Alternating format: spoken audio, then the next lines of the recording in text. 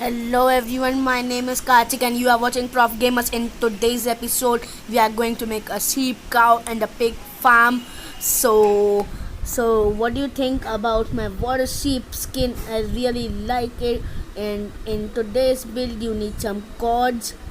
That is your favorite block, hopper, dispenser, a button, some water bucket, uh, you need what's that called, a chest or a barrel, cows, or I'm in creative so I can use cows, spawn eggs and defense gate. So let's get started. And now first we have to place the cords block in this way as I am showing you right now. Then you need to dig 2 blocks down in this way and another go 3 blocks ahead in this way. You need your barrel or the chest, place it like this, then place your hoppers, another hopper, then get up from it and place the cord on its original position. Then you need to put a dispenser here, put a water bucket inside the dispenser. On the top of the cords put a button. You can put any button. I am using oak button here. It's perfectly alright if you put any button. Then you need to spawn some cows inside it. In this way you can put how many cows you want, and if you are in survival it will be very hard for you to take your cows inside it.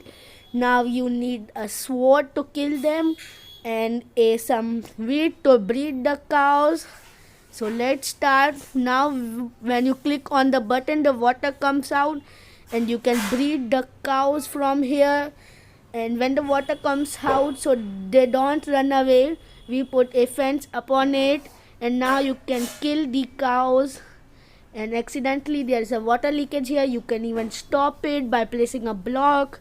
There is no problem on it. Place the tap the button to stop it and all your leather and other meat will come here. So this is, and for making a sheep farm you have to put sheep instead of cow. Now why do you need this farm? You need leather in the game to enchant your weapons and make an enchanting setup.